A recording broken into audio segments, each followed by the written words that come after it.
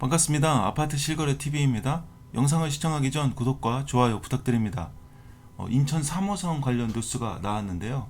인천 3호선 뉴스 한번 보도록 하겠습니다. 검단과는 일단은 상관은 없는 노선으로 계획된 것 같습니다. 자, 경인방송에서 나온 뉴스입니다. 중동구 송도 청라 경제성 확보 인천 3호선 청신호 6월 26일자 기사입니다. 김찬진 인천 동구청장 취임 2주년 기자회견에서 이런 내용이 나온 것 같습니다. 취임 2주년을 맞은 김찬진 인천 동구청장이 중동구 원도심과 송도 청라를 잇는 인천 지하철 3호선 건설 사업을 임기 내 확정 짓겠다는 포부를 밝혔습니다. 김 구청장은 26일 구청 소나무홀에서 기자회견을 열어 원도심을 순환하는 형태의 인천 3호선은 사업성이 다소 부족하지만 청라와 중동구, 송도까지만 이어진 노선은 어느 정도 경제성이 있는 것으로 나타났다며 이같이 강조했습니다. 인천 지하철 3호선은 지난 2006년 대순환선이라는 이름으로 추진되다 수요 부족으로 무산됐던 길이 59.63km의 철도 노선으로 인천시가 제2차 인천 철도망 구축 계획 수립 요경을 통해 사업 타당성을 재검토하고 있습니다. 시는 유정복 시장의 1호 공약인 제물포 르네상스 프로젝트와 연계할 경우 부족한 노선 수요를 충족할 수 있을 것으로 기대하고 있습니다. 김 청장은 청라 중동구 송도 구간만이라도 우선 착공할 수 있도록 최대한 노력할 것이라며 송림 오거리와 현대제철 공장 인근, 동인천역 등 3개 정거장을 두는 방안을 어느 정도 진척을 보이고 있다고 설명했습니다. 이어 향후 출범한 제물포구가 발전하기 위해 가장 중요한 교통이라며 그 핵심이 인천 3호선이 될 것이라고 덧붙였습니다. 자, 여기까지만 읽어보도록 하겠습니다. 자, 이게 노선인데요. 이렇게 인천을 순환하는 노선입니다. 인천을 순환하는 대순환선이라고 하는데 2006년부터라고 하니까 꽤 오래전부터 계획은 돼 있었나 봅니다. 이렇게 크게 도는 건데 지금 이게 사업성 부족으로 멈춰 있다가 지금 얘기한 거 이 뉴스 기사로만 보면 청라에서부터 송도까지, 송도가 어디까지는 모르겠습니다만 이 송도까지는 그래도 사업성이 있다, 이렇게 이 제물포구를 지나는 여기 포함해서 청라에서 송도까지는 사업성이 있어서 먼저 착공할 수 있도록 하겠다라고 하는 기사입니다. 저는 어쨌든 이런 것들도 잘 되길 바라겠지만 이 검단이 빠진 게 조금 아쉽다는 생각입니다. 지도에서도 지금 검단은 인천시 지도에서도 안 나오고 있고 계획만이라도 검단이 스쳐 지나가 주기를 바라는 마음으로 한번 영상을 찍어 봤습니다. 항상 검단은 청라와 송도에 비해서는 개발이라든지 어떤 신경 쓰는 것들이 좀 부족하지 않나, 이런 섭섭한 마음이 드는 것은 사실입니다. 자, 이게 인천 전체의 지도입니다. 인천은 굉장히 넓죠. 이 강화도를 포함해서 영종도, 이렇게 섬도 굉장히 큰 것들을 포함하고 있고, 인천은 이렇게 길게 되어 있습니다. 굉장히 길게 남북으로 길게 되어 있어서 송도에서 검단까지는 상당히 굉장히 멉니다.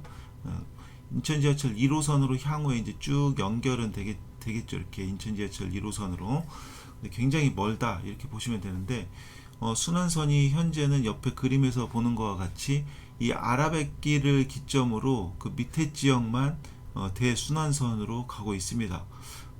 사업성이 좋지 못할 거는 같아요. 사업성이 서울을 통과하지 않고 인천만 통과하는 것이라 보니까 사업성이 좋지 못할 것 같긴 한데, 어쨌든 이런 계획에 이제 검단 지역도 이렇게 포함해 줘야 되지 않나, 이런 생각입니다. 검단의 대규모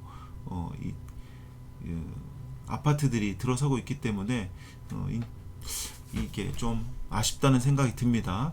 항상 인천에서는 송도가 1순위로 뭔가 계획이 되고 그 다음 2순위 정도로 청라가 되고 있습니다. 이제 3순위에 검단도 좀 껴줘야 되지 않나, 이런 생각입니다. 자, 이 소식만 전해드리긴 너무 짧아서 다른 소식도 좀 가져왔습니다. 김시덕의 도시발견 총선개발 공약 결산이라는 내용인데 이 내용 한번 보도록 하겠습니다. 언제나 같이 지난 4월 국회의원 선거 전에 수많은 개발 공약이 정치권에 던져졌다. 그 당시 여러 매체에서 공약에 대한 평가를 요청받을 때마다 나는 이렇게 답하곤 했다. 이번 선거에서 공약은 의미가 없고 여야 막론하고 납득하기 어려운 공약들을 던지고 있기도 하다. 그래서 지금 시점에 공약을 평가하는 것은 의미가 없고 선거 후에 정리하는 시간을 갖겠다. 이제 선거가 끝났죠. 그래서 이 기사를 보면 GTX-D도 공약에 훨씬 못 미친 노선이라도 개통되면 다행이다. 이것도 이제 선거 공약으로만 이해를 하는 거죠. GTX-EF, GTX 강원도 충남 연장, CTX 등 실현 가능성이 높지 않게 본다. 이 모든 문제의 근원은 물론 예산이다.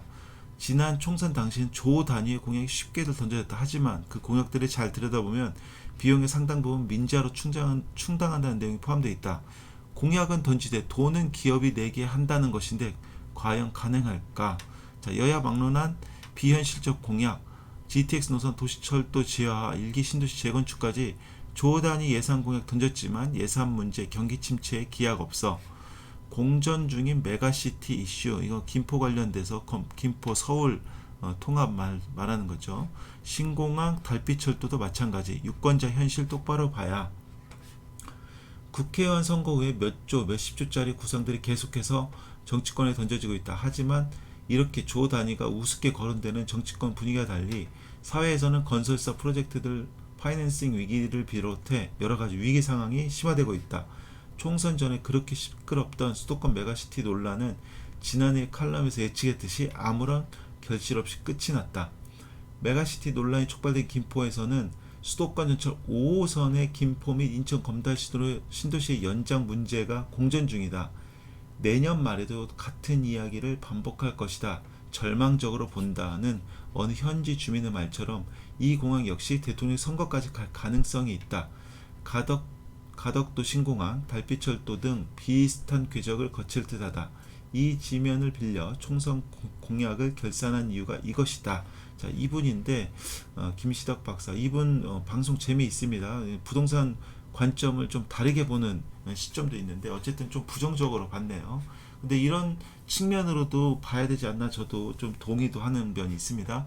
이분의 그 영상을 보면 남북 상황을 보고 안보 관점으로 부동산을 조금 보기도 하고, 또 재해 관련돼서 뭐 수해라든지 재해가 있는 지역들은 살기가 좋지 않다. 그래서 살기 좋은 땅은 어디다, 이런 관점으로 많이 영상을 찍는데 어쨌든 좀 재미있게 저는 보는 편입니다. 자, 그리고 또 다른 기사인데 SH공사 침수 우려 반지하 653가구 멸실, 228가구 지상으로 이주했다. 자, 이제 지금 뭐 비가 많이 오는 장마 시기라 이런 기사도 나왔는데요. 이런 것들이 제대로 된 공공의 역할이 아닌가 싶습니다. 침수 우려가 있는 반지하, 여기에서 안타까운 목숨을 잃은 사건들도 작년에 있었죠. 비가 너무 급하게 오다 보니까 지하에서 빠져나오지 못해서 이렇게 안타까운 사건이 있었는데, 이런 것들이 공공이 해줘야 되는 일이 아닌가 싶습니다. 멸실을 하고 그 가구를 이주시켰다, 이런 것들이 좋은 소식이어서 한번 가져와 봤습니다. 자, 제가 이제 인천 2호선 뿐만 아니라 3호선 소식까지 가져왔는데 3호선에서도 잘 되길 바라겠고 검단에도 좀 포함시켜줬으면 하는 바람입니다. 자, 인천 2호선 같은 경우는 지금 예비타당성 조사에 들어갔는데 아직 결론이 안 나오고 있죠. 자, 이게 전체 노선인데 이제 아직 1년이 안 지났습니다. 23년 8월에 예비타당성 조사가 들어갔으니까 이 결과 잘 나오길 바라겠고, 이것도 검단 신도시 103역 검단 호수공원역을 지나서 걸포 북변을 지나서 킨텍스를 가는 겁니다. 근데 여기 테크노밸리역을 지나가고 있는데 이제 좀 안타까운 소식이 CJ에서 하는 그 하나가 무산이 됐었죠. 이게 공공으로 다시 재개발한다고 하는데 이게 사업성을 낮추는 게 아닌지 좀 우려스럽긴 합니다만 어쨌든 이것도 잘 진행되길 바라겠습니다. 제가 지금 서부권 관련된 교통망 소식, 분양권 소식, 여러가지 소식 전해드리고 있으니까요. 구독하시면 많은 정보 보실 수 있습니다. 구독 부탁드리고 공유도 많이 부탁드리겠습니다. 우리 구독자 여러분 모두 부자 되시기 바라겠습니다. 감사합니다.